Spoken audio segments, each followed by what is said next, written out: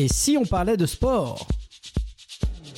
Une émission produite et réalisée par l'association Et si on parlait de sport et animée par Laurent Garnier et Adrien Picou.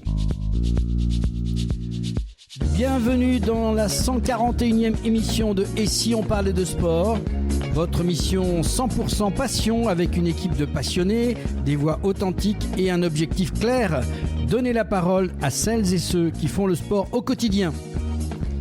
Des terrains au vestiaire, des bénévoles aux athlètes, du sport amateur au haut niveau, on est au cœur de l'action, là où tout se joue. Un grand merci à nos partenaires Samper Connect et LG Consultants et l'agence Bellombra de Bruno Hamet. À nos côtés, ils jouent collectif et partagent la même vision, un sport qui se rassemble, qui propulse et qui construit l'avenir. Respect aussi pour la Dream Team de l'association Et si on parlait de sport, animatrices, animateurs, chroniqueurs, consultants, une équipe engagée, passionnée, prête à attaquer l'année à plein régime. Alors installez-vous, montez le son, c'est parti pour une nouvelle émission de Et si on parlait de sport. Au programme, dans l'avant-match, notre chronique spéciale tournoi destination de rugby avec un focus sur la deuxième journée et les rencontres entre le pays de Galles et la France, l'Irlande et l'Italie, l'Écosse et l'Angleterre. Et nous serons accompagnés de Bernard Pujol et de Jean-François Imbernon. En première mi-temps, grand dossier exceptionnel, le hockey sur glace à l'heure olympique. En 2026, tous les regards sont tournés vers les Jeux Olympiques d'hiver de Milan-Cortina 2026. Et avec Michel Guilloux et Gérard Barthes, dirigeants de la Ligue régionale Occitanie, nous plongeons au cœur des tournois féminins et masculins des équipes de France, des ambitions internationales et des espoirs tricolores. En deuxième mi-temps, il est cette voix que vous avez forcément déjà entendue.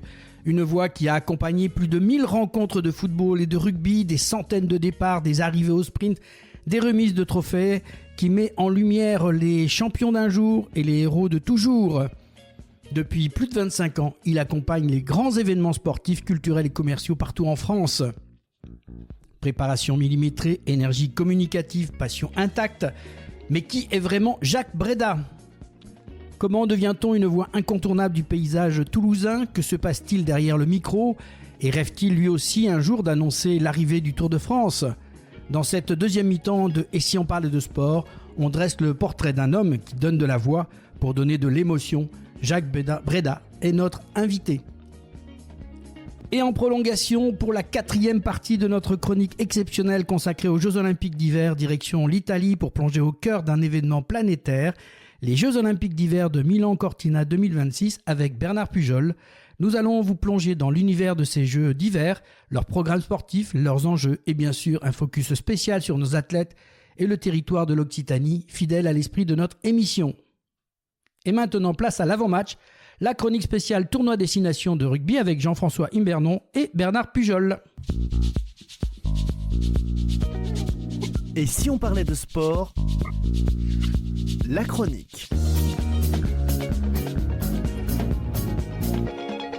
Et voilà, chronique spéciale tournoi destination de rugby. Dans cette nouvelle chronique, focus sur cette deuxième journée avec les rencontres entre le Pays de Galles et la France, l'Irlande et l'Italie, l'Écosse et l'Angleterre. 3 matchs, des dynamiques déjà très marquées et peut-être un tournant dans la course au titre. Pour en parler, Jean-François Imbernon, ancien international de rugby français, et Bernard Pujol, président du comité départemental olympique et sportif de Haute-Garonne, fidèle chroniqueur de l'émission. Bonjour à tous les deux. Salut. Bonjour Laurent. Bonjour. Jean-François et bonjour à tout le monde. Donc on a un petit quart d'heure entre nous pour faire un petit débrief. On va commencer par le premier match qui a démarré avec l'Irlande et l'Italie. Un match où on a vu que c'était une semaine difficile après la défaite contre la France. L'Irlande devait se rassurer. Victoire 20-13 face à l'Italie. Mais que ce fut laborieux, Bernard. Première mi-temps historique, l'Italie mène 10-15 à la pause.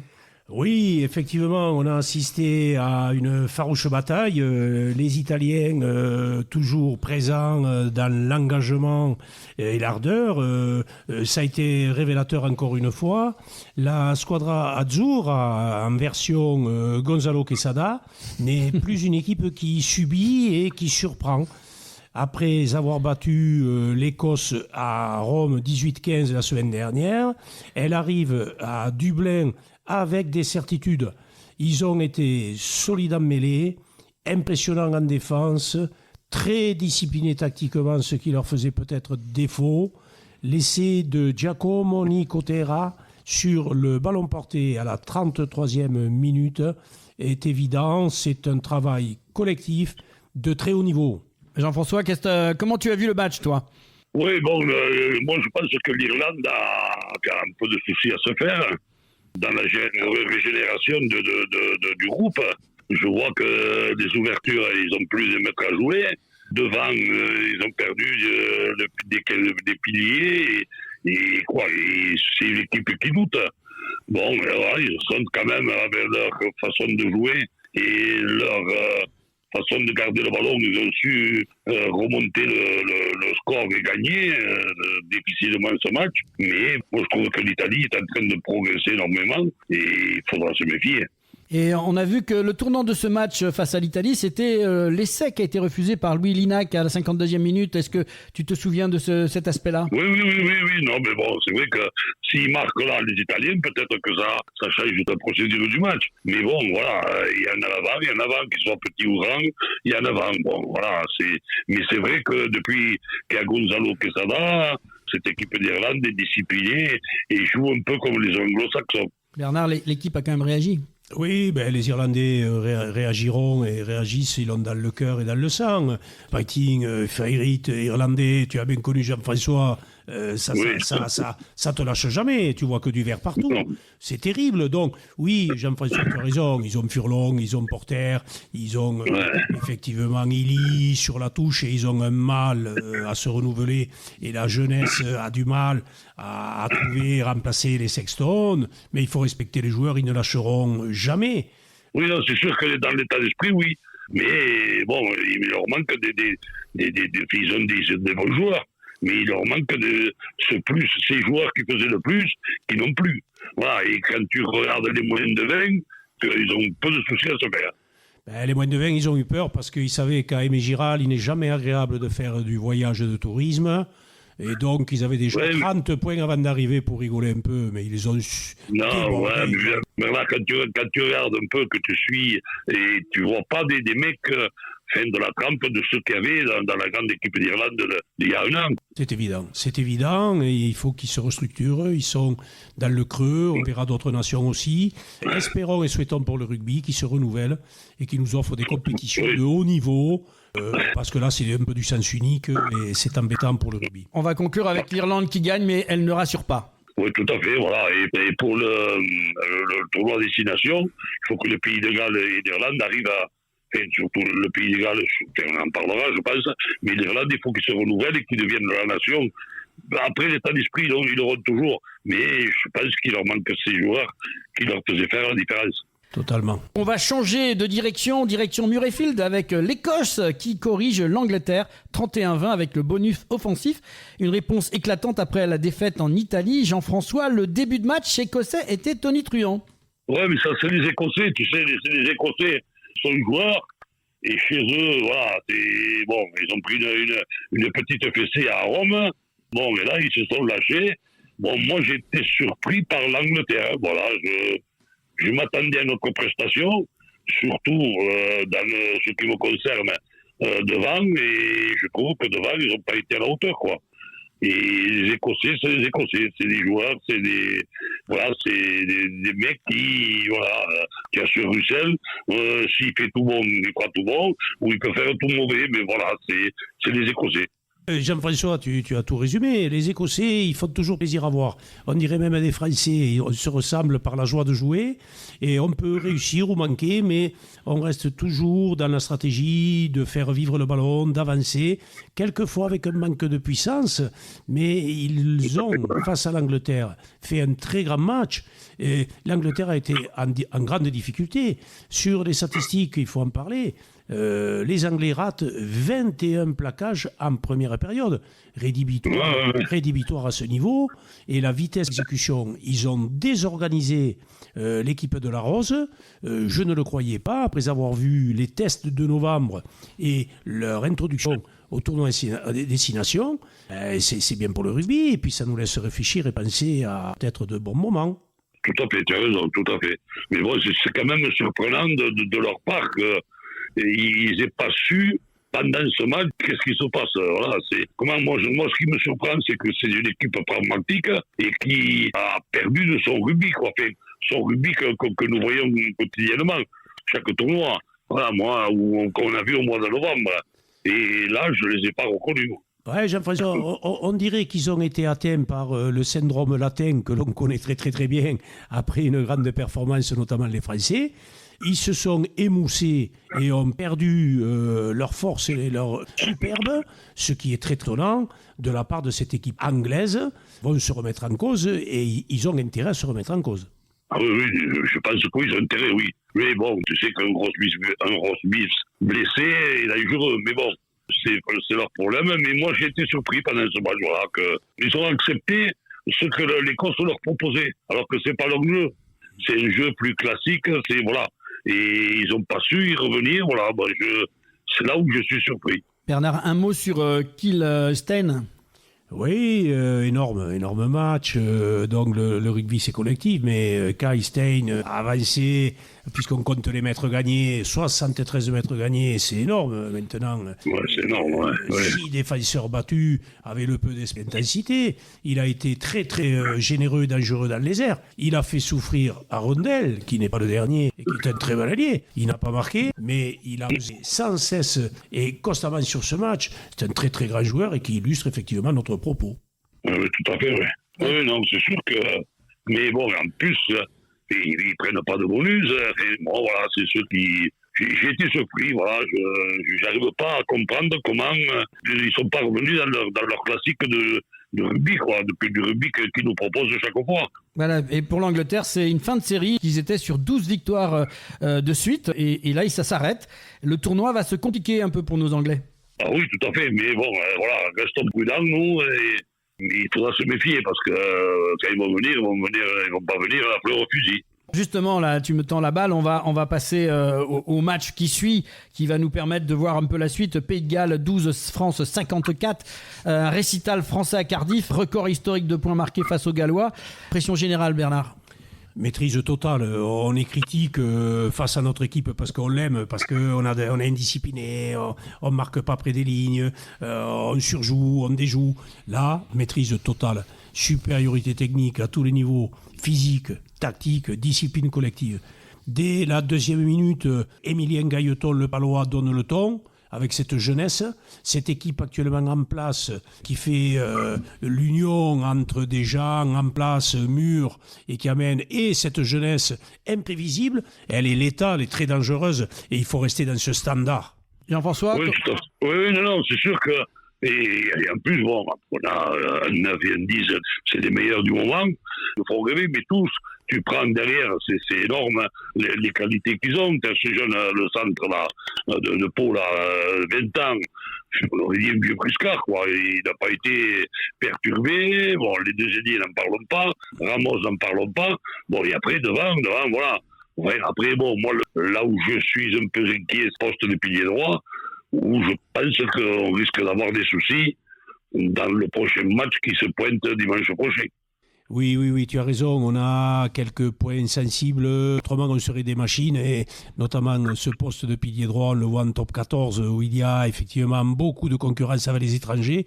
Et l'émergence de nos jeunes à ce poste, et c'est pas dire du mal de ces garçons. Et on aura une pensée pour Antonio, qui est convalescent et qui va mieux. On est en difficulté.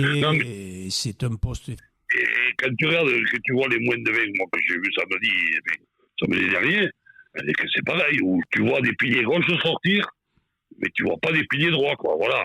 Moi, parce que le pilier droit, c'est compliqué. Le poste pilier droit, seconde ligne droit, c'est des postes très, tout le monde banalise peut-être, hein, mais c'est des postes très spécifiques où il faut avoir de nombreuses qualités. Et en pilier, je vois pas, même dans notre championnat, je vois pas un grand pilier droit français, quoi. Un grand pilier droit, façon de parler. Ils sont tous grands, parce que quand même, c'est pas des petits joueurs. Mais quelqu'un au-dessus de la moyenne, pour jouer à ce niveau, pour jouer dans l'état d'esprit et dans ce que veut faire Galtier, je m'inquiète un peu, quoi, voilà. Mais tu as raison, et qui mieux que toi connaît cet axe pilier qui sera toujours du rugby, le 3 et le 5. Si tu as une faiblesse parce que tu n'as pas la personne, la compétence, le niveau, et si tu es en difficulté en pilier 3, numéro 3, avec le second de ligne, et tu as assez joué avec des Cholet et autres pour dire que ça, c'est la base de la construction d'une équipe de rugby. Et tu as raison, on est un peu inquiet, on ne voit pas venir de pilier droit français. Il va falloir se mettre au travail, comme on l'a fait pour les 10, comme on l'a fait pour d'autres postes. Il faut absolument qu'on progresse en vue de cette prochaine Coupe du Monde sur ce poste-là. Hein. Quand je parle de pilier droit, je ne veux pas dire des types énormes. Regarde Nicolas Mas, il n'avait pas un physique de tueur, mais c'était un très très très grand pilier droit. Parce qu'il avait une force du cou, une force des reins, très, très, au-delà de la moyenne. Tu as complètement raison. Il faut travailler là-dessus et nos centres de formation, nos techniciens sauront le faire. Bernard, mais c'est après aussi aux joueurs. Il faut avoir l'état d'esprit pour y aller là. Hein. Ouais, Tu absolument. vois ce que je veux dire hein. Oui, Pilier gauche, c'est plus facile. Hein.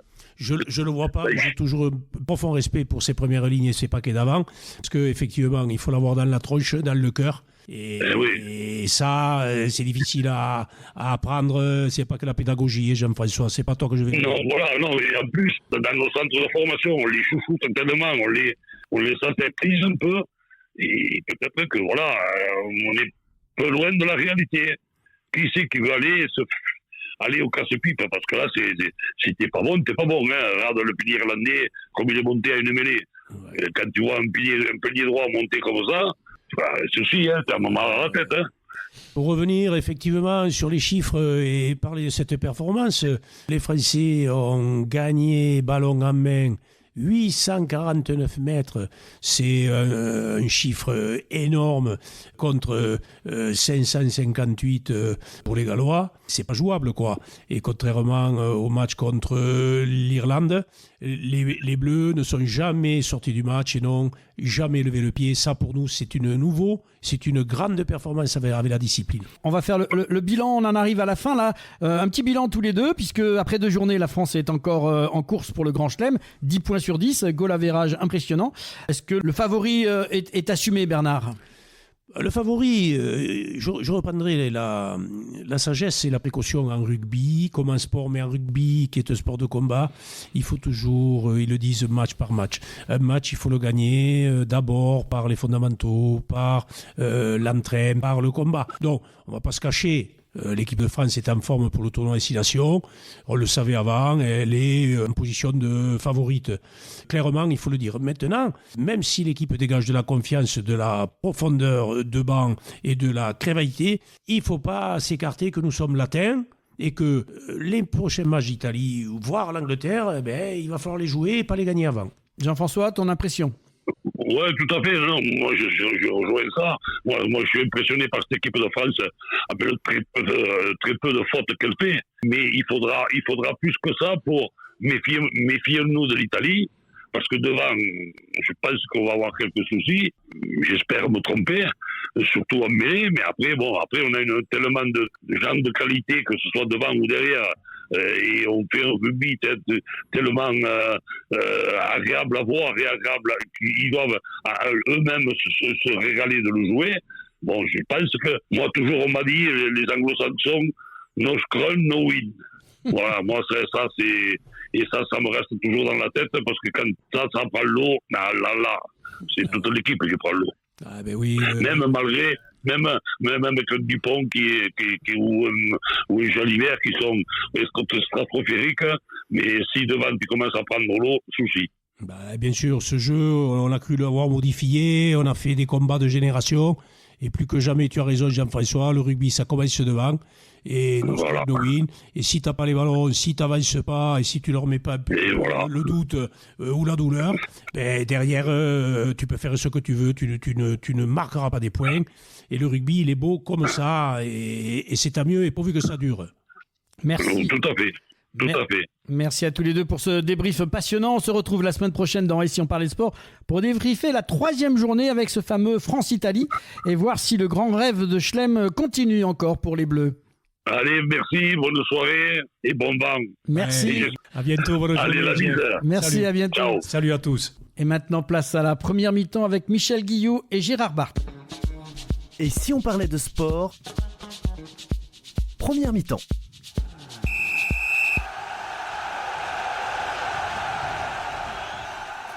Et retour sur le plateau de Et si on parlait de sport. Aujourd'hui, on vous propose un grand dossier autour d'un sport qui vit un moment exceptionnel en 2026, le hockey sur glace. Et aux côtés de Michel Guillou et de Gérard Barthes, qui sont président et vice-président de la Ligue de hockey sur glace et en même temps du Toulouse Blagnac Club. Bonjour à tous les deux.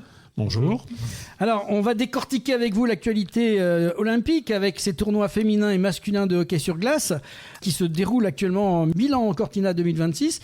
Deux réalités, les Bleus qui découvrent ces Jeux olympiques pour la première fois, nos Bleus féminines, et les Bleus qui retrouvent l'élite mondiale après 24 ans d'absence. Mais la question est simple, le hockey français est-il vraiment prêt pour le très haut niveau ? C'est ce qu'on va commencer à voir et je vous propose de démarrer par les dames. Un mot sur le format d'abord du tournoi chez les femmes. On a deux groupes, le groupe A avec les 5 grandes nations, États-Unis, Canada, Finlande, Suisse et République tchèque, tous déjà qualifiés pour les quarts de finale. Et le groupe B, celui de la France, où seules 3 équipes sur 5 passent. Est-ce que ce système est profondément, n'est-il pas profondément inégalitaire ? Alors, inégalitaire, c'est on prend en compte la réalité. Il y a quand même des très grosses différences de niveau entre les nations. Donc c'est déjà top d'être qualifié. Et je pense que c'est le format le plus attractif pour arriver à faire animer ces Jeux Olympiques. Si j'ai bien compris, on protège les grandes nations et on met la pression maximale sur les autres. Oui, c'est une façon de voir les choses. On les protège, pas forcément, mais il y a quand même de grosses différences de niveau. Il faut voir qu'en France, déjà, le championnat national est à son élaboration. Il est quand même pas vraiment assis aujourd'hui. Il commence à l'être. Donc, le temps de constituer une équipe nationale de haut niveau capable de s'affronter à des grandes équipes, il y a encore quelques années de travail. J'ose espérer que pour les prochains JO de 2030 qui n'en seront chez nous, à ce moment-là, on aura une équipe de France hautement opérationnelle qui pourra accéder contre les grandes nations. On va noter que le hockey féminin reste dominé historiquement par le duo USA-Canada. Donc c'est vraiment dans l'Amérique du Nord.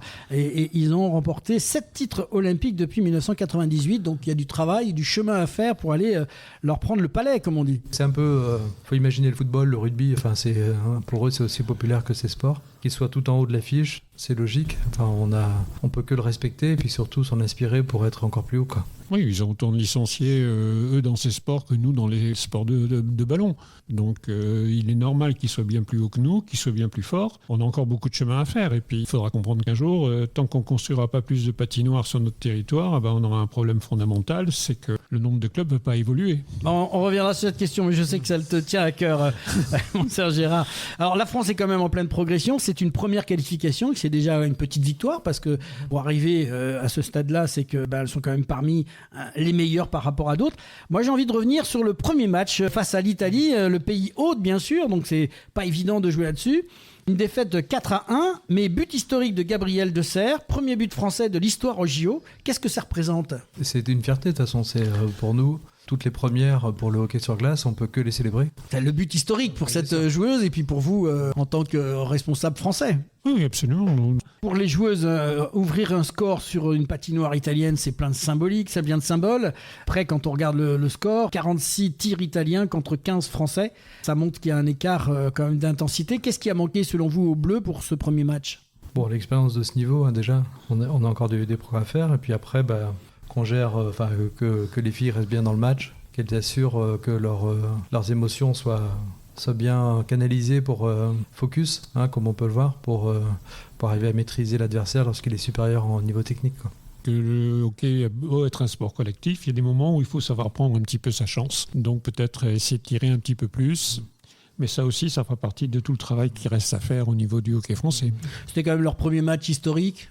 Je pense qu'il y a un point de vue coaching, il doit y avoir un peu d'émotion. C'est se trouver. Oui. C'est pas une équipe de professionnels, ce sont des jeunes femmes qui travaillent aussi en parallèle de l'entraînement.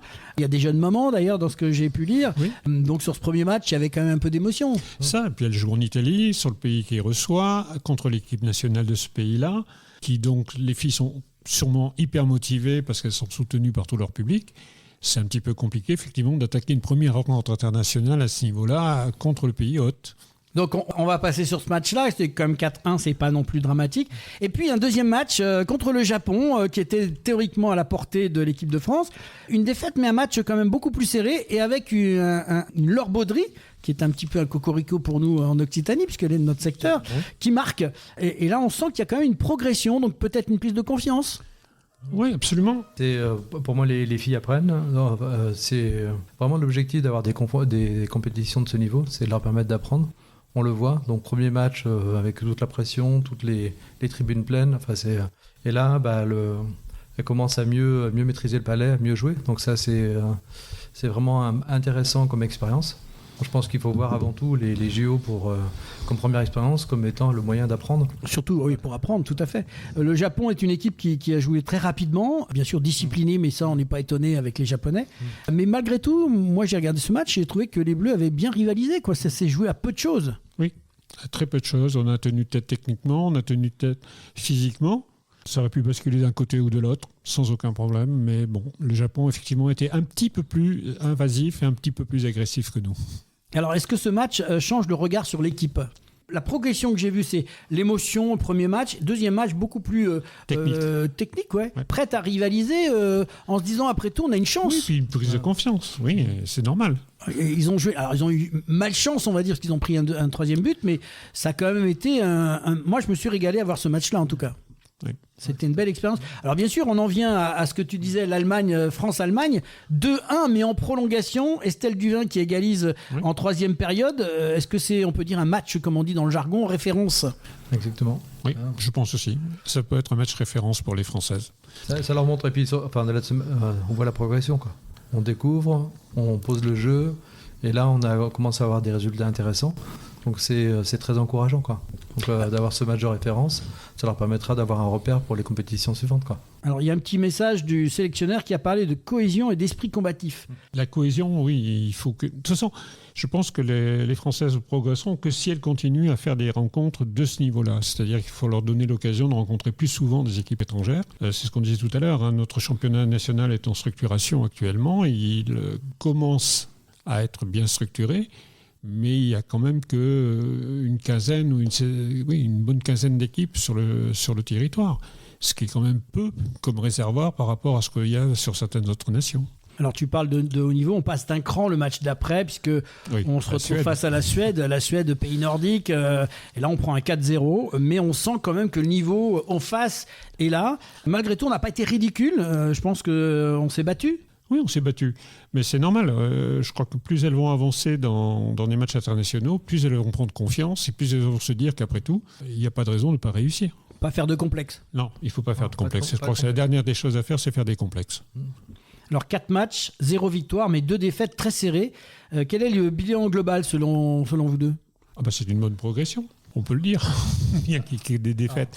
Progression au niveau technique, progression au niveau, je pense, concentration, au point de vue... Puis elles ont pris confiance en elles. Je pense que ça aussi, c'est important. Elles ont fait beaucoup de matchs à la suite les uns des autres. Je crois qu'elles ont rarement l'occasion de jouer aussi souvent ensemble. Donc, ça peut être que bénéfique. C'est pour toutes les filles qui jouent au hockey sur glace, c'est une référence, quoi. Alors justement, je voulais te pousser dans ces retranchements-là, Monsieur le Président. Pour les jeunes filles en Occitanie, est-ce que c'est un modèle ? Est-ce que ça donne envie ? Moi, en voyant ces matchs avec ces filles que je l'avoue humblement, jamais regardé, je me suis passionné jusqu'au bout. Est-ce que, selon toi, ça peut donner un petit coup de boost au hockey sur glace féminin ? Complètement, parce que on a de plus en plus de filles qui débutent le hockey sur glace à l'école de hockey. On peut penser que d'avoir une équipe en élite, ça les incite, ça leur donne il y a un rôle modèle derrière. Donc on voit des filles qui donnent envie, qui font de la compétition, qui peuvent s'épanouir. Si on a le même étage au niveau international, avec des filles qui peuvent s'épanouir en faisant du sport à haut niveau, je pense qu'on a une pyramide qui se construit, quoi. Donc pour moi c'est top, quoi. Puis je pense que les Jeux Olympiques c'est magique et que ça peut donner des idées à certaines. Absolument. Qui vont se dire il y a de la place, il y a peut-être de la place à prendre pour aller vivre cette aventure-là. Il faut savoir qu'il y a 4-5 ans, les filles devaient représenter à peu près 5 à 10% de l'effectif du club. Aujourd'hui, on n'est pas loin de 25% au niveau des filles. Et depuis 2 ans, on a une équipe, donc nous, qui joue en élite féminine. Et cette année, elles sont en élite A et elles sont premières du championnat. Et tu l'as dit, il y a 2030 pas loin, ça se passe en donc, France. 2030, il y a pas C'est loin. encore plus d'une motivation pour pas mal de jeunes filles. Une de nos joueuses est en équipe de France 16 ans, donc tout doucement, les filles prennent leur place dans le hockey français. Alors, en tout cas, moi, j'ai vraiment pris un plaisir à regarder ces matchs, à voir un peu la réaction des filles. Et j'ai vu qu'il y avait une gardienne aussi qui était assez exceptionnelle. C'était impressionnant de la voir. Elle a malgré tout arrêté un certain nombre de buts, ce qui en aurait pu prendre beaucoup plus. Et c'était vraiment plaisant à voir. On va passer, si vous le voulez bien, tous les deux aux garçons. C'était le grand retour de l'équipe de France en 24 ans d'absence. 3 matchs de très haut niveau face à la Suisse, la République tchèque et le Canada. Et le premier match face à la Suisse avec une défaite 4-0, un score sec, mais un contenu plutôt nuancé. Bien sûr, hockey sur glace, ça va très vite. Donc 4 buts, c'est 2 buts en première, 2 buts en troisième période, 0 but sur la période du milieu. Et donc on n'a pas à rougir. Enfin, l'équipe s'est bien comportée. Maintenant, on sait qu'on est l'équipe d'en bas du classement. Donc on est super content d'être en élite. Face à des équipes comme la Suisse, on n'a pas à rougir, on a pris des buts. L'équipe a commencé à jouer, à développer son jeu, commencé à prendre ses marques. Pour moi, c'était surtout encourageant pour la progression, quoi. J'ai vu qu'il y avait un gardien qui a arrêté 39 arrêts. C'est colossal. Dans des situations comme ça, on est mis en valeur. Hein, donc, Non, mais ça veut dire que s'il y aurait pu y avoir 39 buts, quoi. Non, mais ils sont quand même là pour les arrêter a priori. Mais c'est quand même impressionnant. En tout cas, on voit qu'il y a effectivement un écart entre les deux et qu'il faut une progression. On a senti que la France pouvait exister quand même offensivement. Il y a eu pas mal d'occasions. Techniquement, on s'en sort. On est quand même une bonne équipe, hein, il faut le dire. On a de bons joueurs qui jouent à l'étranger, qui jouent au Canada, qui jouent aux États-Unis, qui jouent dans d'autres pays du monde. Et je dirais que c'est toujours pareil. Les équipes nationales, plus elles peuvent s'entraîner ensemble, plus elles vont prendre des automatismes et autres. Chacun joue dans son championnat. C'est une bonne chose pour le hockey. Un petit peu de manque d'efficacité. On peut relever, il y avait quand même des attaques, il y avait des actions, mais on ne conclut pas devant la cage. Ce que disait Gérard, l'habitude de jouer ensemble. Donc ça compte un peu. Lorsque l'équipe d'en face a quand même un niveau technique globalement un peu plus élevé, pour conclure, c'est un peu compliqué à chaque fois. Donc c'est un indicateur en général de la différence de niveau. Mais par contre, on était présent en attaque, on a tenté. Donc c'est ça qui était intéressant, d'avoir ces possibilités de se développer, quoi. On l'a vu dans le deuxième match qui a suivi avec la République tchèque, un scénario complètement incroyable. Mené 2-0, les Français passent devant. En 3 minutes, ils reprennent le score, ils sont à 3-2. Incroyable. Mais ça peut arriver qu'au hockey. Ça ne peut arriver qu'au hockey parce qu'effectivement, il suffit d'un tout petit dérèglement dans l'équipe d'en face et à ce moment-là, vous pouvez engranger.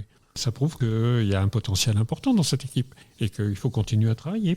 Une très belle équipe peut se dérégler. Donc sur 60 minutes, c'est compliqué. Mais c'est vrai que lorsque les opportunités sont là, il faut profiter de ces moments d'absence. Et c'est ce qu'a fait parfaitement la France sur cette période, quoi. Alors maintenant, ils ont quand même pris un but gag, on appelle un but gag, avec en supériorité numérique. Pourtant, ils laissent passer 3 Tchèques qui filent tout seuls et qui marquent un but. Et là, tout change, quoi. Pour tous ceux qui ont vécu le hockey sur glace, on a pu vivre ces moments de solitude, effectivement, d'un mauvais changement de joueur. Les joueurs changent les minutes, hein, donc au moins, même un peu plus rapidement. Contre des équipes très fortes comme ça, changer les joueurs, c'est toujours compliqué. Là, on est puni immédiatement. Là, la sanction a été impitoyable. Là, c'est une erreur. Alors, on peut parler de construction, on peut parler de maturité, peut-être technique. Oui, puis sans vouloir anticiper, ils ont fait un peu la même chose contre le Canada. À un moment, on se retrouve en supériorité numérique. Et puis, il y a un Canadien qui nous chope le palais et qui part en contre tout seul et qui se retrouve à 1 contre 0. Donc, il manque un petit peu d'expérience de ce côté-là et on se fait un petit peu avoir techniquement. Alors justement, tu me donnes la main pour le palais, si tu veux, pour parler du Canada. La Dream Team, finalement, Connor McDavid, Sidney Crosby et Nathan McKinnon, avec une défaite, je vais modérer 10-2. Et pourtant, ce match, moi, j'ai trouvé qu'il y avait quelque chose quand même, puisque ça ne reflète pas complètement le début de ce match. On peut retenir 10-2, mais ce qu'on retient surtout, c'est que le Canada, c'est quand même toute l'équipe est dans les 100 meilleurs joueurs du monde. Les professionnels de tout ça. Voilà. Il y a, dans les 10 meilleurs joueurs au monde, il y a 5 Canadiens. Donc c'est comme jouer contre l'équipe, la Magic Team du Canada, des États-Unis au basket. Hein, donc on a eu cette chance-là. Et on a très bien joué le jeu sur toute la première période. Tout à la fin, on s'est pris un but un peu casquette, mais on a eu une excellente phase de jeu, on n'a pas eu peur de les jouer. Et ça reste très important pour notre sport, quoi, d'avoir pu affronter l'armada sans rougir, quoi. Donc ça, c'est top. Évidemment, la fatigue, la vitesse sur toute la durée du match fait que c'est difficile de tenir le coup tout le temps. Les erreurs se payent cash et au hockey sur glace, on peut mettre plusieurs buts en une minute. Donc 10-2, c'est pas lourd par rapport à la valeur qu'a cette équipe du Canada, quoi. Et surtout qu'ils ont tenu un bon parti quand même. Ils n'ont pas lâché tout de suite. Non, ils n'ont pas lâché tout de C'est suite. ça qu'il faut relever. C'est-à-dire que si on regarde les 2 premiers tiers-temps, c'était quand même intéressant.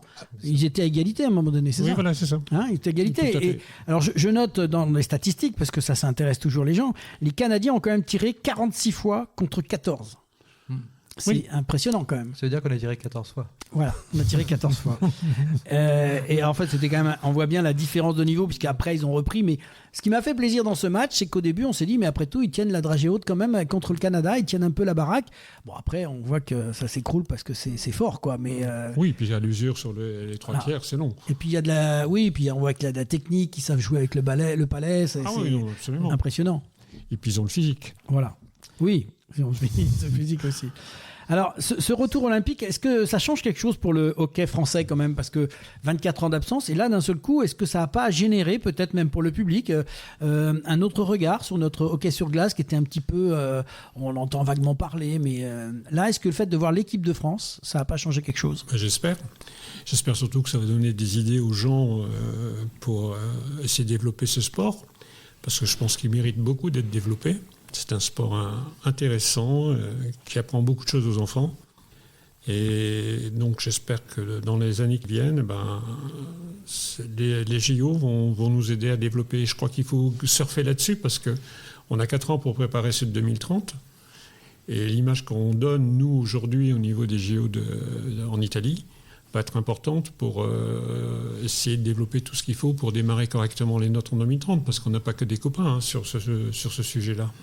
C'est sûr. Et alors en Occitanie, comment cette exposition internationale peut-elle bénéficier à votre ligue régionale de hockey ou à vos clubs justement? Comment vous avez vécu ça en tant que dirigeant?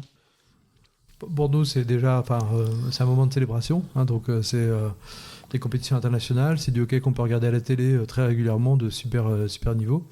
Donc c'est un moment de fête. C'est un moment de fête aussi. On est en période hivernale, donc on voit que pour notre match dans une semaine, on a rempli la patinoire en moins de 2 heures. Donc on voit que ça se partage assez bien, le hockey sur glace. Et donc ça, on imagine bien que ça nous aide dans notre développement. Ça rend le sport visible. C'est quand même la première étape. On est confiant que quand les gens ils découvrent notre sport, ça leur donne envie de venir voir les matchs, ça leur donne envie d'emmener leurs enfants pour débuter, pour apprendre le hockey sur glace. Donc c'est exactement nos objectifs, quoi. Et moi je dirais en plus, j'espère que les élus ont bien regardé parce qu'il serait peut-être temps que la métropole toulousaine s'équipe d'une patinoire d'une plus grande capacité que celle qu'on a à Blagnac. Je crois qu'en tout cas les images étaient belles. Et si vous deviez tous les deux résumer la leçon sportive de ces Jeux Olympiques?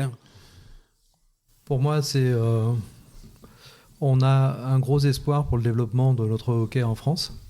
Parce qu'on était très content faire partie de ces Jeux Olympiques, très fiers d'en faire partie. On doit être humble aussi, parce qu'on voit quand même tous les efforts qu'on a à faire, tout le chemin qui nous reste à parcourir. Mais c'est fantastique de voir qu'on a une route qui est devant nous et on a commencé à l'emprunter, quoi.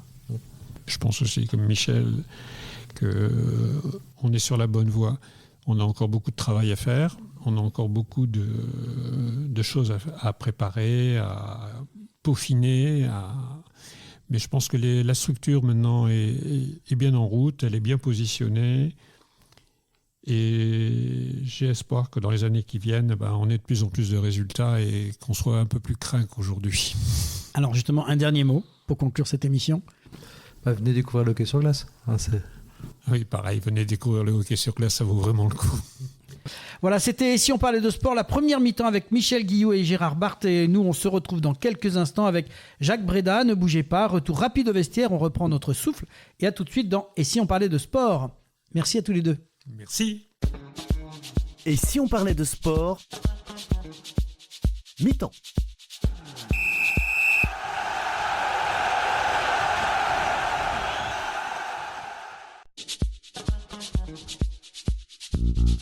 Devenez supporter de l'émission Et si on parlait de sport ? Depuis plus de 125 émissions, l'équipe de Et si on parlait de sport fait briller le terrain médiatique des sportifs, des entraîneurs, des dirigeants, des bénévoles, toutes celles et ceux qui font battre le cœur du sport au quotidien. Nos chroniques, nos interviews, nos reportages touchent chaque mois des milliers d'auditrices et d'auditeurs. Mais pour continuer, pour exister, pour aller encore plus loin, on a besoin de vous. Pourquoi nous soutenir ? Parce que vous aimez notre ton vrai, nos sujets humains, nos valeurs fortes. Parce que vous croyez que le sport, ce n'est pas que la performance, mais l'esprit d'équipe, la passion, la proximité. Et parce qu'un média indépendant, ça se défend. Alors avec votre soutien, on peut continuer à produire chaque semaine, à donner la parole aux acteurs du terrain et lancer de nouveaux formats encore plus forts. Alors rejoignez le club des supporters de l'émission. Ici, pas de minimum, pas de maximum. Chacun donne ce qu'il veut, ce qu'il peut. Un simple clic sur et si on parlait de sport.fr ou sur Hello Asso. Et bienvenue dans l'équipe. Allez, on compte sur vous. Devenez supporter de l'émission Et si on parlait de sport et faites partie de l'équipe qui fait vivre la passion du sport partout en France.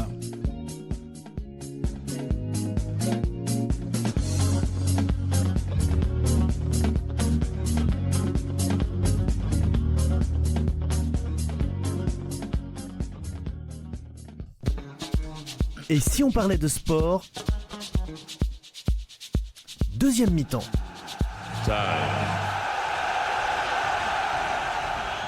Et retour sur le plateau de Et si on parlait de sport, et nous recevons une voix que les Toulousains reconnaissent en quelques secondes, une voix qui a accompagné plus de 1000 rencontres de football, le TFC, et de rugby, Colomiers, Stade Toulousain, Castres Olympique, une Coupe du Monde de football, une Coupe du Monde de rugby, un mondial de hand, un mondial de basket et des centaines de départs, des arrivées au sprint, des remises de trophées. Jacques Breda est avec nous. Bonjour Jacques. Bonjour Laurent, bonjour à tout le monde, bonjour aux auditeurs. Merci de me recevoir dans votre émission. Eh bien avec plaisir Jacques. Aujourd'hui, une référence dans l'animation, on va dire événementielle, mais avant tout, c'est une voix bien connue de ce paysage toulousain qui a un parcours. Et comment tout ça a commencé Jacques ? Eh bien, rien n'était écrit dès le départ, puisque j'étais un garçon qui était très calme, studieux, timide, et pas du tout câblé pour faire ce que je fais maintenant, incapable d'intervenir devant des personnes. Timide en fait. Oui, j'étais complètement timide. Alors j'étais un petit peu plaisantin quand même comme garçon, mais il fallait que ça soit dans un milieu un petit peu confiné. Et sur le plan de la prise de parole, j'étais vraiment tardif jusqu'à l'entrée dans la vie professionnelle, la prise évidemment de responsabilité qui m'a fait bien sûr évoluer. Alors le déclic, c'est quand on m'a confié une animation tout à fait locale, où là j'ai commencé à peut-être un petit peu aimer ça, qui a débouché sur un contact avec une radio. J'ai fait un petit peu ensuite de radio et d'événements avec cette radio. Et puis là j'ai commencé à voir que bien il y avait un contact qui pouvait s'établir avec le micro qu'on pouvait passer. On resitue ça il y a combien de temps ? Parce que t'as démarré, tu nous dis pas quand. Parce que cette passion elle existe depuis j'ai vu 25 ans. Donc quand est-ce qu'a été le premier top, le petit coup de cœur avec ce micro ? Le petit coup de cœur avec ce micro, c'est dans les années 90, sur ces petites animations que j'ai fait, mais ça n'a pas été quand même le vrai start du début de ma carrière. Qu'est-ce qui vous plaît tant dans le fait de prendre le micro, Jacques ? Alors quand on prend le micro, on prend le pouvoir. Ça c'est ce que je dis même aux élèves que j'ai en prise de parole en public. Mais il faut faire attention parce que il peut avoir ce pouvoir, cette prise de parole peut avoir des effets complètement différents en fonction des gens qu'on a en face, en fonction des gens à qui l'on parle. On peut déclencher une émotion, on peut faire vibrer les gens. Également de temps en temps frustrer des personnes en fonction de ce qu'on va dire. Et puis après sublimer une performance, donner un départ, tout ça c'est plein d'émotions. Faut pas être trop chauvin non plus, ça dépend. Non. Faut trouver un peu sa place quand même. Il faut être neutre quand on est speaker. Il faut être neutre. Alors on n'est pas neutre quand on est speaker d'un club, mais il faut quand même être fair play avec l'équipe adverse. On n'est pas là non plus pour faire la star, et ça c'est clair. On est là pour faire le boulot, pour mettre en avant un événement, pour être au service du client. Et moi je le dis tout le temps, le speaker il est au service client, il doit faciliter la vie du client dans l'organisation de sa manifestation. Et après il y va de mettre en valeur les sportifs, les organisateurs, tous ceux qui font l'événement. On est en fait un facilitateur dans l'organisation de l'événement que le client nous a donné. Jacques, on ne peut pas parler de ton parcours sans évoquer ce passage comme speaker du Toulouse Football Club, 22 ans au Stadium, c'est énorme. Ouais. C'est une belle histoire en fait. Ouais, et ça tient à un seul mot. Ça tient à un seul mot. Ce jour-là, c'était en 1980. C'est une aventure extraordinaire. C'est le début de cette deuxième carrière que j'ai eue, puisque j'ai eu une autre carrière professionnelle. C'était en avril 95, et je dis ça tient à un seul mot pourquoi ? Parce que le président de l'époque du TFC m'a dit je veux que tu viennes au Stadium. Et là, il y a deux possibilités. Ou je dis oui ou je dis non. Je dis oui, je suis là aujourd'hui avec vous. Je dis non, je suis retraité normal à la maison avec mes occupations. Voilà, 22 ans, oui, ça fait beaucoup. J'ai vécu vraiment au rythme du club, même de temps en temps à faire des sacrifices au niveau familial parce qu'il y avait les matchs, etc. et à rater quelques repas. Et après, dans cette carrière de 22 ans, j'ai tout vécu, les descentes, les montées, les joies. Bon, moi, j'étais d'abord un supporter. Donc, tu l'as vécu en tant que tel au micro, en fait. Je l'ai vécu en tant que tel au micro, mais sans faire transparaître mon côté supporter, parce qu'il y a le fair play dont se doit par rapport à l'adversaire. Et ça, c'est difficile ? Oui, enfin c'est difficile, on s'habitue très vite. Puis de toute façon, on est très vite repris par les gens. Sur un match de football, par exemple, un match au TFC, il y a beaucoup de monde, il y a des délégués, etc. Si jamais ça se passe pas très très bien au niveau verbal, c'est arrivé avec d'autres speakers, on est vite repris. C'est différent d'animer une course populaire qu'un match de Ligue 1, par exemple ? Oui, c'est différent dans le fait que sur une course populaire, on a effectivement un déroulé, on a des horaires, on a des choses, mais on est relativement libre. Dans un match de Ligue 1, vous avez un cahier des charges qu'il faut respecter, aussi bien dans ce que vous dites, dans ce que vous allez présenter, dans les horaires aussi, mais ça c'est aussi vrai pour une course, il faut faire très très très très attention, on est très un peu fliqué sur ce qu'on a à dire. Alors après, bien sûr, il y a la partie animateur du public, etc., où là, on se lâche un tout petit peu, mais il faut faire très très attention parce qu'on peut très très vite aussi tomber dans des travers qui sont plus celui du speaker. Dans ce métier, dans cette partie animation, là, et voilà, ça s'apprend aussi. Il faut savoir relancer le public, il faut savoir sentir un petit peu. Il faut savoir ne pas dire des choses quand on sent que derrière, on va faire faire quelque chose pas de bien. attiser les braises. Exactement. Et qu'est-ce que toutes ces années t'ont apporté ? Beaucoup de bonheur. Hein. Vraiment beaucoup de bonheur, beaucoup de choses, beaucoup de relations, beaucoup de des fois de frustration, hein, parce que je l'ai dit, j'étais supporter avant d'être speaker, donc tout ça m'a aussi beaucoup touché. Et puis beaucoup de travail. C'est beaucoup de travail de préparer une animation, quelle que soit l'animation d'ailleurs. Hein. Que ça soit une petite animation ou un match de Coupe d'Europe ou de Coupe du Monde, c'est pareil toujours. Ça a conforté mes valeurs d'humilité parce que deux ou trois fois j'ai pu déraper et de suite on m'a remis dans le droit chemin. Parce que mais c'est difficile d'être quand on est à l'antenne. Parfois ça part tout seul et c'est plus facile quand on a du recul. Mais sur le moment, on est pris par l'action. Oui, on est pris par l'action. Il faut savoir qu'on n'est pas la vedette, je l'ai dit tout à l'heure, on n'est pas la star. Le spectacle, il appartient au public, il appartient aux joueurs. Et nous, on est juste là pour faire le lien entre tout ça avec le public. Quelle est votre relation personnelle avec le sport ? Moi, je suis un amoureux fou du sport. Je suis un amoureux fou du sport. Je suis tous les sports. J'en ai pratiqué quelques-uns. Je suis tous les sports. Je m'intéresse à tous les sports. Là, il y a les Jeux Olympiques. Je regarde tout. Alors, je suis pas un vrai spécialiste. Et j'adore tout, j'adore l'exploit, j'adore le dépassement, j'adore cette notion de... Quand je vois les patineurs, là, ou le ski nordique, tiens, par exemple. Quand je vois le ski de fond, le ski nordique... Ce week-end, c'était exceptionnel. Je suis ébahi, les gars, ils tombent tous, je faisais la remarque hier soir à ma compagne, ils tombent tous à la fin, là. Ils vont au-delà d'eux-mêmes, c'est beau. Ça, c'est beau. Et puis, dans mon côté speaker, j'ai eu la chance d'être le témoin de près de ce dépassement de soi à certains moments, et ça c'était exceptionnel, ça m'a beaucoup apporté. Et si c'était à refaire, je referais. Alors justement, tu interviens partout en France avec ta société Calliope Animation 31. Comment tu définirais ton métier un petit peu pour témoigner, pour faire passer un message? Je suis ce qu'on appelle un speaker, animateur, maître de conférence. Et je suis là, je vais reprendre le mot de tout à l'heure, pour être un facilitateur. Quand je rencontre un client, il faut que le client me confie à la fin les clés du camion. Ça veut dire que je vais préparer avec le client par rapport à ce qu'il a besoin, à ce qu'il a prévu de faire. On va ensemble faire le programme de la journée. Alors souvent il est fait quand on arrive parce qu'il y a des directions de communication qui sont là pour travailler. Et là, à ce moment-là, si c'est fait, moi je m'approprie le truc. Mais invariablement, avec tout ce qu'on va me donner, est-ce que moi je vais inscrire avec mes relances, avec mes questions quand c'est un débat, etc. J'écris un synopsis. Et ce synopsis, il y a un échange avec le client qui fait qu'à la fin, quelques jours avant, il est validé par le client.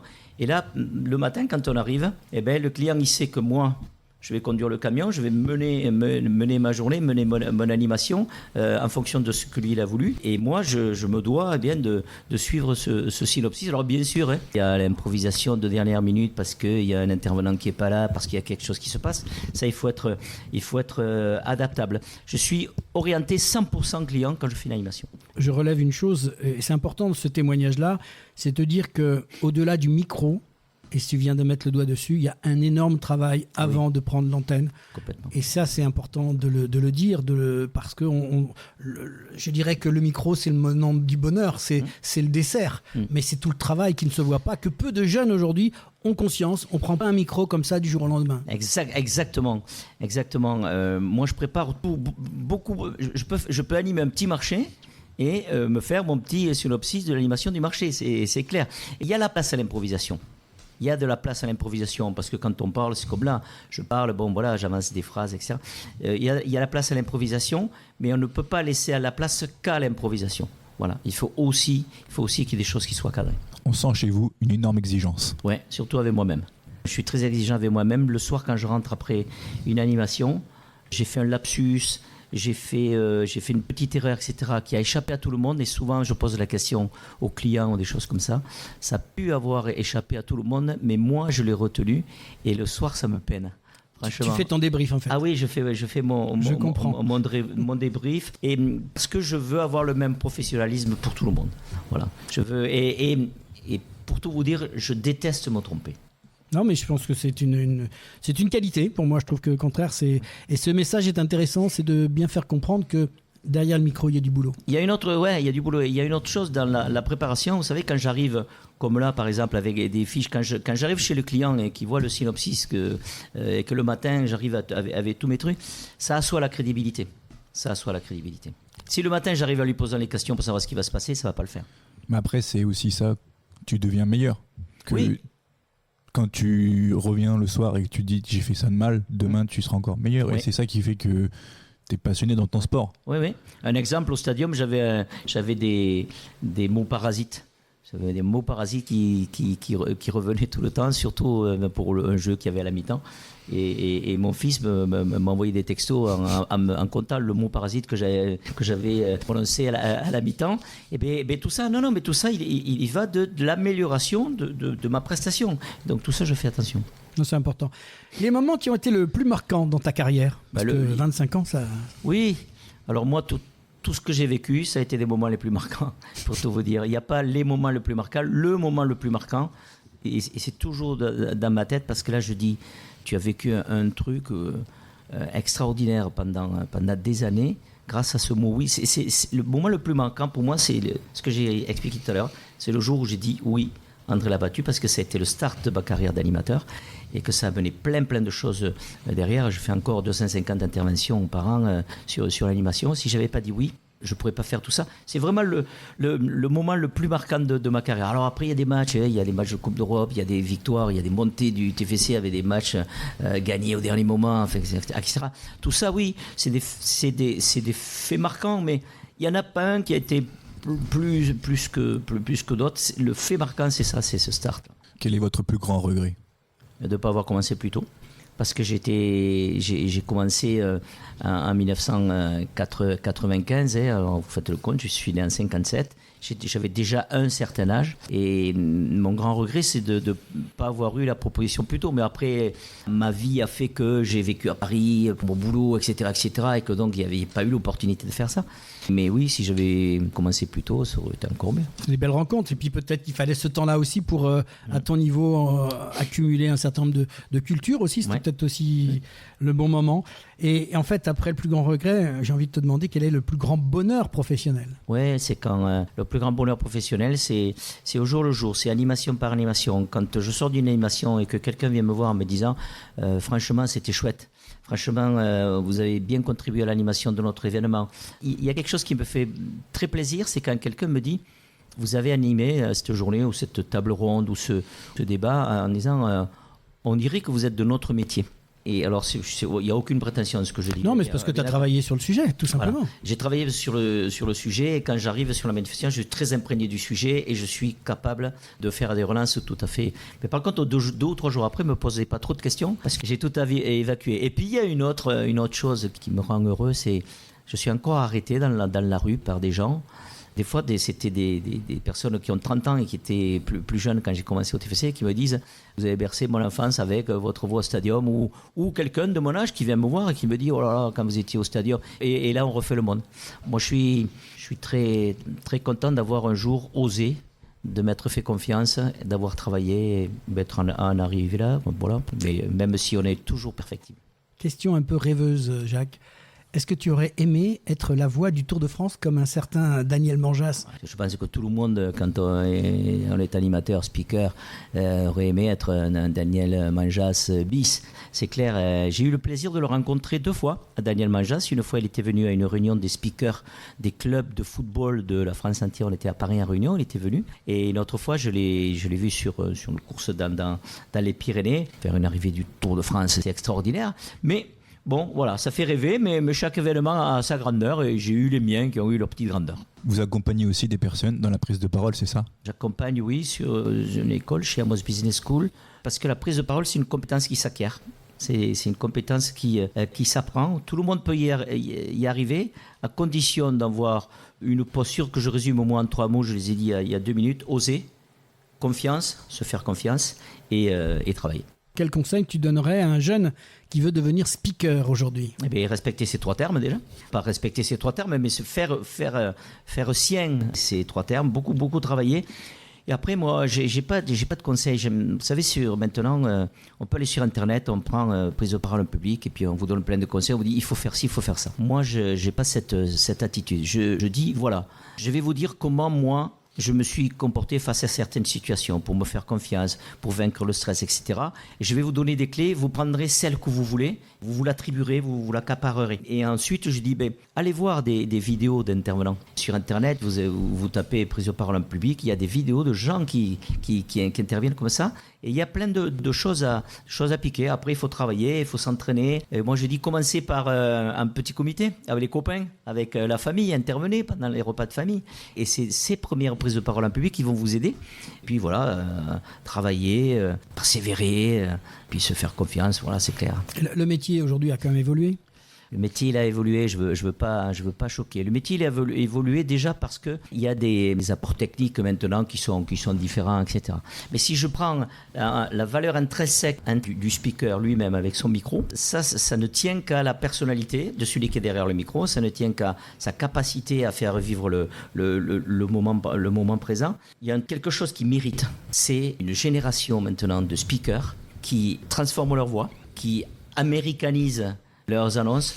Je vais, moi, des fois dans des stades où il y a ces speakers-là, je suis des fois incapable, c'est surtout en salle, souvent incapable de reconnaître le nom des joueurs quand ils le disent. Et ça, c'est insupportable. Je pense que le speaker, il est là pour donner de l'information aux gens, pour que les gens viennent passer un moment agréable en famille, avec les enfants, etc. Ils n'ont pas toujours besoin d'avoir un mec qui leur crie dans les oreilles, etc., ou qui transforme sa voix. Alors, il y en a certains, il s'habille d'une manière extravagante, etc. Moi, je pense qu'il ne faut pas changer sa personnalité, il ne faut pas changer sa voix. Il y en a qui changent leur voix. Moi, j'ai des copains qui parlent d'une manière quand on se parle comme ça et qui changent leur voix quand ils disent mais pourquoi changer sa voix? Moi, j'ai une voix, je garde ma voix. Soyons simples. Après, bien sûr, il faut donner un petit peu de la voix quand on fait les compos d'équipe, etc. C'est pas ça que je veux dire. Mais il faut arrêter de parler en hurlant tout le temps. Si vous deviez résumer un peu votre philosophie, vous direz quoi? Être le plus authentique possible et performant pour satisfaire le client et les participants aux manifestations qu'on me confie, tout simplement. Merci beaucoup, Jacques. Merci beaucoup. Il y a des sportifs qui marquent leur performance et puis il y a ceux qui marquent par leur voix. Depuis plus de 25 ans, Jacques Bréda accompagne les émotions du sport, du stadium avec le Toulouse FC, une voix posée, précise, passionnée, mais surtout une voix au service des autres. Car derrière ce micro, il y a de la préparation, de l'exigence, de l'humilité et une conviction. Chaque événement mérite d'être vécu intensément. Merci beaucoup, Jacques, d'avoir participé et partagé avec nous ton parcours, tes souvenirs et cette passion intacte pour l'animation et le sport. Merci à vous. Merci. C'était Et si on parlait de sport avec Jacques Bréda. Restez avec nous, place à la prolongation avec la chronique spéciale consacrée aux Jeux Olympiques d'hiver, 4e partie de Milan-Cortina d'Ampezzo 2026. Merci encore à toi. Merci. Et si on parlait de sport, la prolongation.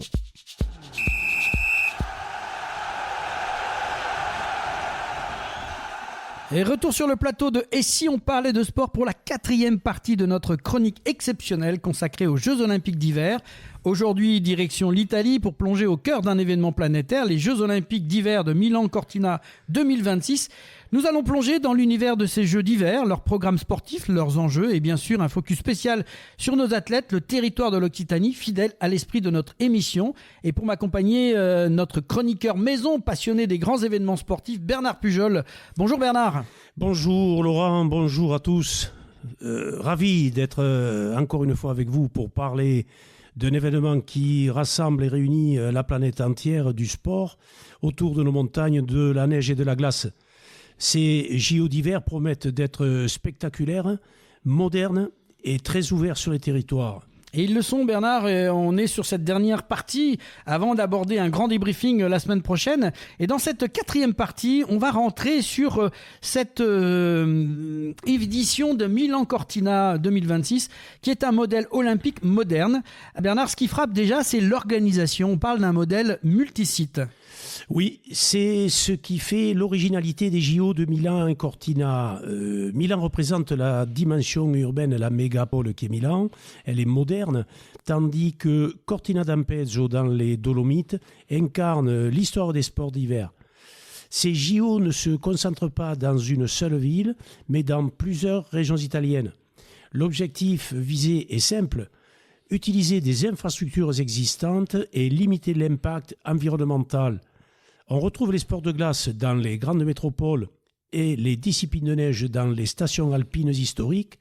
C'est une vision moderne des Jeux qui privilégie l'héritage durable. Et Bernard, le niveau sportif aussi. Toujours plus. Plus de 2900 athlètes venus du monde entier pour disputer 16 disciplines, plus d'une centaine d'épreuves. Un programme très étendu, extrêmement riche. Elles se répartissent en 3 grandes familles. Les sports de ski, de glisse, les sports de glace et les sports de glisse sur piste. Alors, on va voir ensemble, si tu veux bien Bernard, le déroulé de ces 3 grandes familles. Et bien sûr, on va commencer par les sports de ski, qui est le cœur historique des Jeux. Et on commence par l'un des symboles de ces Jeux d'hiver, le ski alpin. Le ski alpin, c'est l'ADN historique des Jeux. Le ski alpin reste l'une des disciplines majeures. La descente, le super G, le slalom et le slalom géant. Ce sont des courses où la vitesse peut dépasser les 140 km/h et où chaque centième de seconde compte. Et on a déjà vu un peu ce que ça a donné sur ces premières courses. Un autre pilier important dans l'organisation de Jeux Olympiques, le ski de fond. Oui, historique. Le ski de fond, c'est le sport d'endurance par excellence. On y retrouve des formats très variés. Le sprint, la poursuite, les relais et les longues distances. Le ski de fond est une discipline très populaire en Europe du Nord, mais qui attire aujourd'hui de plus en plus d'athlètes dans le monde. Et on le verra que finalement cette année, nos équipes de France ont fini par s'approcher des meilleurs. On a aussi l'une des disciplines la plus spectaculaire et qui pour nous Français est très importante, c'est le biathlon. Et on ne peut pas évoquer le ski nordique sans parler de ce sport, le biathlon. Le biathlon, on ne peut pas en parler, et effectivement le retour des spectateurs français montre que les spectateurs et téléspectateurs surtout sont très très présents devant leur lucarne pour assister aux épreuves du biathlon qui effectivement sont spectaculaires, absolument. Le biathlon, c'est une discipline unique où l'athlète alterne effort intense en ski de fond et tir à la carabine de précision. C'est l'un des sports les plus suivis par le public, c'est ce que je venais de vous dire. La tension est permanente. Après un effort intense, les athlètes doivent retrouver une concentration et une précision extrême. Une erreur au tir peut coûter une médaille. Alors on passe de ces sports dits traditionnels à ce qu'on appelle aujourd'hui le freestyle et le snowboard, qui sont la modernité olympique, une ambiance différente avec des disciplines freestyle. Oui, exactement. On est dans la modernité, dans le sport urbain, dans les codes, dans les modes. Le ski acrobatique et le snowboard incarnent la jeunesse et la créativité. Ils représentent la modernité et le spectacle. Le halfpipe, le slopestyle, le big air, le ski cross, ski de boss. Ce sont des disciplines spectaculaires où les athlètes enchaînent des figures et des performances aériennes. Et avec des appellations qu'il faut être capable de retenir, Bernard, parce que voilà, c'est ce qu'on appelle aussi la modernité. Le half-pipe, le stop-slide, enfin c'est difficile à prononcer, mais effectivement, ça fait partie de cette modernité de tous ces sports. On a maintenant aussi le combiné nordique et le saut à ski, qui sont deux disciplines, elles, dites très traditionnelles. Oui, on conserve la tradition, c'est la beauté des Jeux Olympiques, on n'oublie pas d'où l'on vient et comment on est né. Le combiné nordique est un sport complet qui mêle saut à ski et ski de fond. Quant au saut à ski par lui-même, il reste l'une des images les plus spectaculaires des Jeux. Voir des athlètes s'envoler pour partir voler au-dessus des tremplins reste toujours fascinant. Et alors là, on va arriver à une discipline qui en fait est une grande nouveauté dans l'ancienneté. Ce qu'on appelle le ski alpinisme. Moi, j'étais resté au Peu de Phoque à l'époque et aujourd'hui, ça devient une grande nouveauté de ces jeux assez extraordinaire de voir on fait du neuf avec de l'ancien finalement. Oui, effectivement, du ski sur peau de phoque. Alors, on va de suite réparer, parce que c'est pas une erreur, mais ce ne sont plus des peaux de phoque. Brigitte Bardot, et on lui rendra hommage, qui a disparu et qui défendait tellement ces animaux. Ce sont des peaux synthétiques, faut-il le dire, et heureusement pour nos petits phoques. Donc, c'est une discipline qui vient directement de la culture alpine. Les athlètes alternent les montées à ski avec les peaux synthétiques, mais gardons entre guillemets les peaux de phoque, et les descentes techniques. C'est une épreuve extrêmement exigeante physiquement. Elle met en avant l'endurance, la gestion de l'effort et la technicité en tout terrain naturel. C'est une véritable ouverture vers des pratiques sportives en plein essor, en nature, et c'est très très bien comme ça. Et alors, on vient de voir une première famille de ces Jeux Olympiques. La deuxième famille, c'est ce qu'on appelle les sports de glace, technique et élégance. Place à la glace avec le patinage artistique. Oui, artistique, Laurent, tu as bien dit. C'est tellement beau et c'est tellement de plus en plus beau, tant par les figures que par la préparation, la grâce de ces patineurs et patineuses. C'est de plus en plus joli. C'est la discipline qui mélange le plus de sport et expression artistique. Le patinage artistique représente l'élégance des jeux. En solo, en couple, que ce soit en danse sur glace ou en épreuve par équipe, elles offrent un mélange d'art et de performance technique. Chaque performance raconte une histoire. Oui, c'est effectivement carrément une histoire qui se vit à chaque couple ou à chaque patineur ou patineuse qui, sur cette glace, nous raconte quelque chose. Oui, et puis une histoire, Laurent, parce qu'il y a de la pathétie, il y a de la poésie. On voit que d'abord c'est international, que tous les continents sont représentés. Il y a des histoires d'amour, il y a des drames. On voit les Cicerons, les Padakakis, les Canadiens, les Français. C'est universel, c'est beau et c'est de plus en plus beau et c'est bien artistique. Et c'est en musique. Et c'est en musique. C'est en musique, c'est important de le noter. Et c'est vrai que nous, Français, on ose un petit peu sortir du petit tango ou de la danse classique parce qu'on ose des musiques modernes et les jurys s'ouvrent à ça et on est ravis qu'ils en tiennent compte. Alors, de ce patinage que l'on vient de vivre un peu dans la romance, on a maintenant aussi le patinage de vitesse et le short track, deux disciplines par contre qui sont très rapides. Alors on va oublier un peu la grâce, tellement les athlètes sont musclés, longilignes. Mais c'est beau aussi, c'est fin, c'est beau. C'est très élégant. C'est une tenue qui est quand même très élégante. Ah oui, on dirait l'albatros, Ouais, mais en glissant. Donc effectivement, des Superman aussi. Des Superman aussi. Ou Superwoman. Oh, Superwoman aussi, ne les oublions pas. C'est magnifique. Et il y a de la grâce, tu l'as bien dit, Laurent. Le patinage de vitesse sur piste longue est basé sur la performance pure. Le short track, lui, est plus tactique et spectaculaire, avec, pour préciser, plusieurs patineurs sur une piste courte.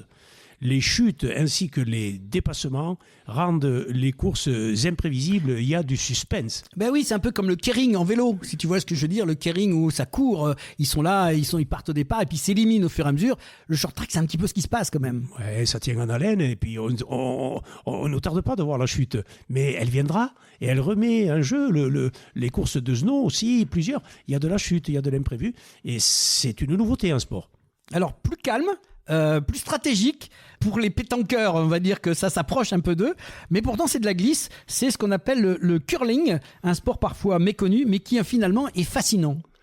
Oui, le curling qui est très ancien comme pratique et lui également dans l'élan et on retrouve effectivement la grâce, la beauté de ce sport. C'est un sport d'équipe basé sur la précision et la tactique. On les voit souvent se réunir dans le calme et la réflexion pour la stratégie. C'est souvent comparé aux échecs sur glace. Effectivement, on s'aperçoit qu'il faut être très très précis, être juste avec la stratégie et en communion avec la précision collective. C'est un sport où chaque geste est réfléchi. Il demande énormément de coordination et de lecture de jeu. J'ai une pensée pour le balayeur. Je l'ai souvent dans la main à la maison et je sais ce que c'est que de balayer. C'est vraiment spectaculaire, c'est beau à voir.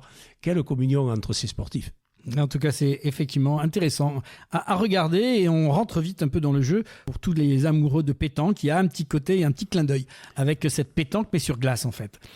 Bernard, on va changer d'univers et là c'est un univers plus violent, plus rapide, un spectacle mondial, c'est le hockey sur glace, un sport très populaire. Enfin, on a l'arrivée de sportifs professionnels. Oui, c'est un univers, tu l'as dit, on change et c'est un univers impitoyable. La bataille est féroce. Les joutes sont parfois violentes. Et c'est très très compliqué jouer et de pouvoir se heurter collectivement aux équipes de hockey. Les tournois de hockey sur glace masculin ou féminin figurent parmi les compétitions les plus populaires et historiques.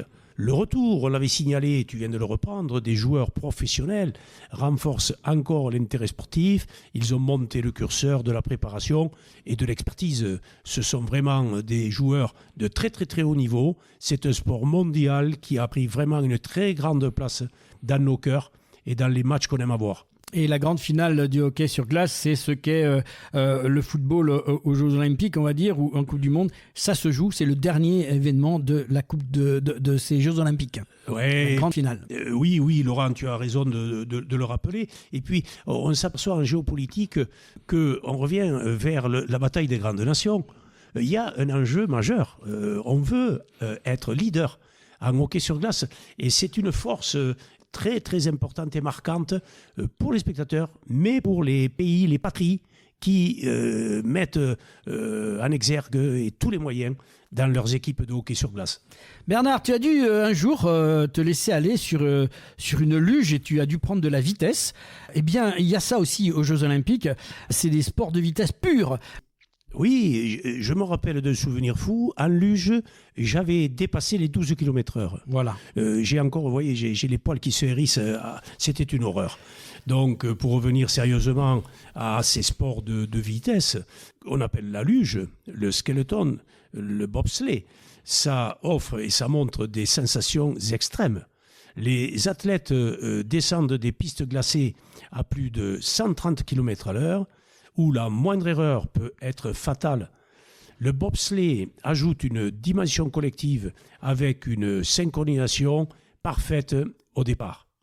Oui, il faut des pistes spéciales pour s'entraîner. C'est un petit peu ce qui nous manque, nous, en France, puisqu'on n'a pas ce type d'équipement. C'est un peu la désolation chez nous, mais on l'a vu. Le spectacle en Italie est superbe avec ces engins, comme on dit, qu'il faut pousser et puis monter dedans en coordination. C'est assez spectaculaire. Oui, c'est spectaculaire. Et puis l'on voit les positions des corps humains qui font corps. C'est pas un jeu de mots. Et puis, on pourrait croire que ces goulottes glacées par elles-mêmes guideraient l'engin. Non, attention, l'accident peut être là. On peut sortir si on n'est pas vigilant, si on n'est pas préparé mentalement à de telles prouesses. Bernard, ces jeux sont finalement tournés aussi vers la parité. Oui, on en a parlé, on en parlera encore. Les hommes et les femmes font du sport et c'est très très bien et on est quasiment à la parité dans le quotidien. Les Jeux Olympiques poursuivent également cet enjeu majeur, cet objectif d'aller vers l'équilibre homme-femme. Oui, ces Jeux poursuivent l'objectif d'équilibre entre hommes et femmes. De nombreuses épreuves mixtes sont désormais au programme, soit des relais en biathlon, en snowboard cross, par équipe mixte, en ski acrobatique, en patinage artistique. C'est une très très bonne chose pour l'évolution sportive et l'accompagnement des dames qui ont effectivement acquis le droit à la parité. Et c'est tant mieux et à souligner. Vive les Jeux Olympiques.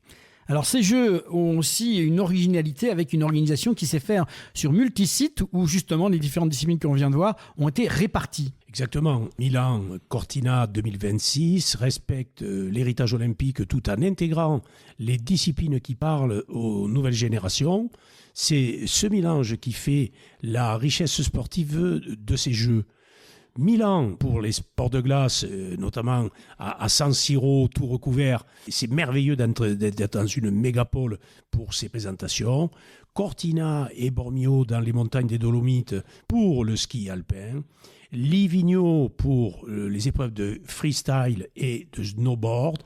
Antols pour le biathlon et Val di Fiemme pour le ski nordique. Une organisation pensée et réfléchie pour utiliser majoritairement des sites existants. Et oui, il faut penser au coût d'installation et c'est vrai qu'avec cette logique-là, on a permis d'avoir des jeux équilibrés financièrement. On va parler un petit peu de nos enjeux pour l'équipe de France, Bernard. Quels sont... alors on en reparlera bien sûr plus longuement maintenant qu'on est à la croisée des chemins des jeux, mais est-ce qu'on peut parler un peu des chances de l'équipe de France ? On peut en parler parce qu'elles sont entières. Les objectifs étaient précis, affirmés. À ce jour, je ne vais pas dévoiler, mais on a égalé notre record de médaille qui est à 15 aujourd'hui. Mais je ferme la parenthèse, tu sauras si bien le dérouler. La délégation française arrive avec des ambitions solides en ski alpin, snowboard, biathlon, en freestyle, en patinage artistique. Les épreuves mixtes représentent aussi des opportunités stratégiques. La France fait partie des nations fortes des sports d'hiver avec un vivier des jeunes talents très prometteurs, une formation exemplaire et un cadre montagnard que tout le monde nous envie. On verra si les pronostics qui ont été faits seront respectés à la fin de la semaine. Un petit focus spécial sur l'Occitanie. Et si on parle de sport, on aime aussi mettre en lumière notre territoire. Quel rôle, selon toi, Bernard, joue l'Occitanie dans ces Jeux ? Elle joue un grand rôle. On est passé de l'été où l'Occitanie était quasiment une nation, mais on va revenir par ces temps froids et sur les Jeux d'hiver. La région d'Occitanie n'est pas alpine.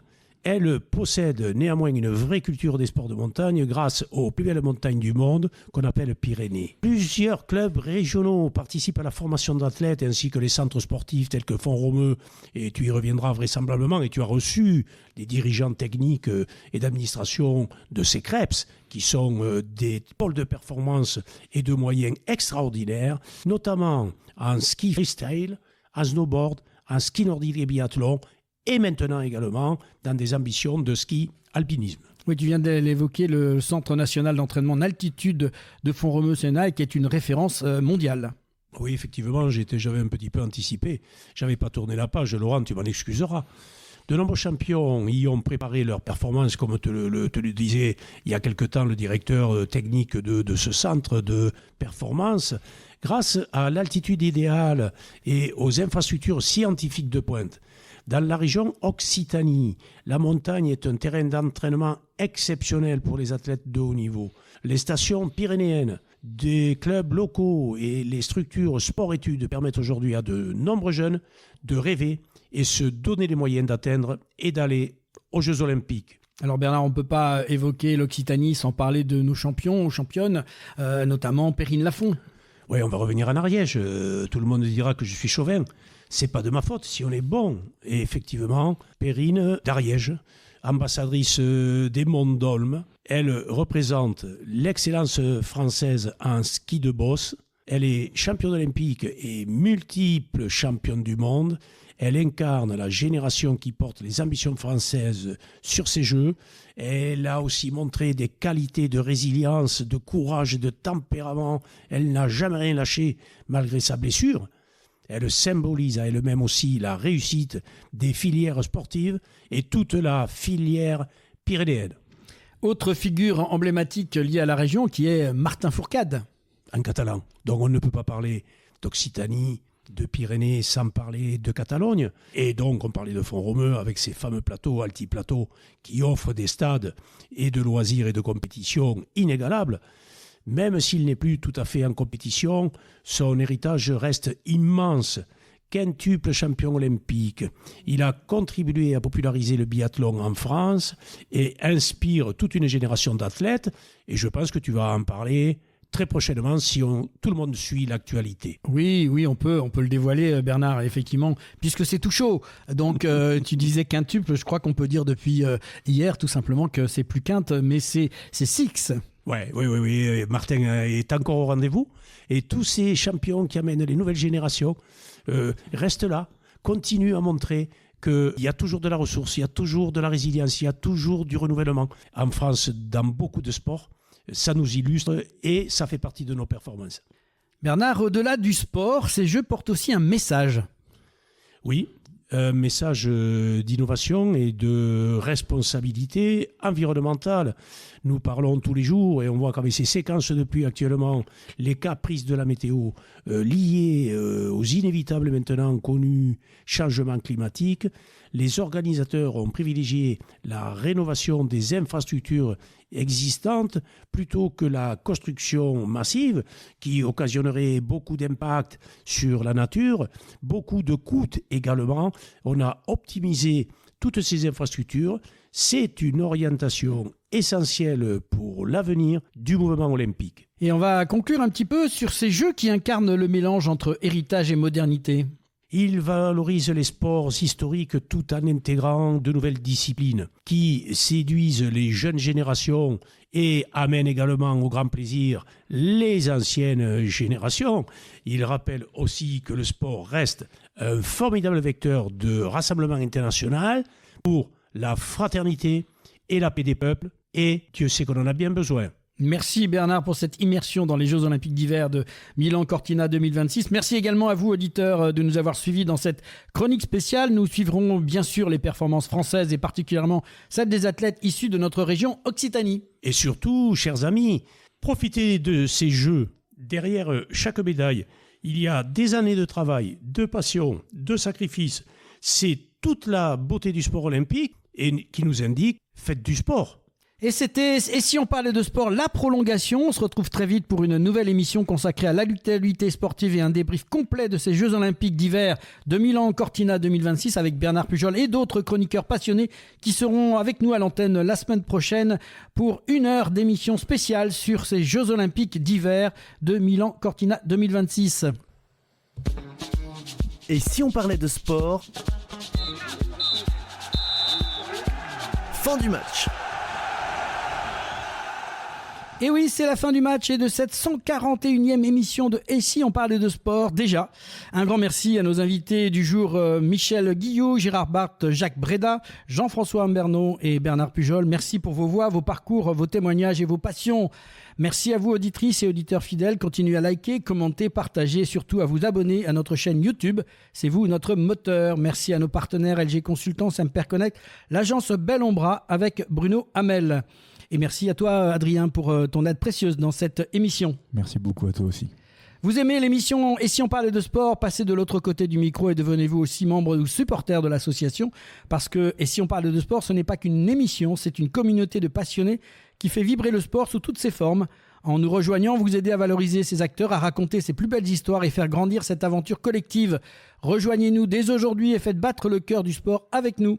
On se retrouve très bientôt pour un nouveau numéro de Et si on parlait de sport, votre rendez-vous où la passion du sport se conjugue toujours avec humanité. À très vite et d'ici là, continuez à vivre le sport autrement.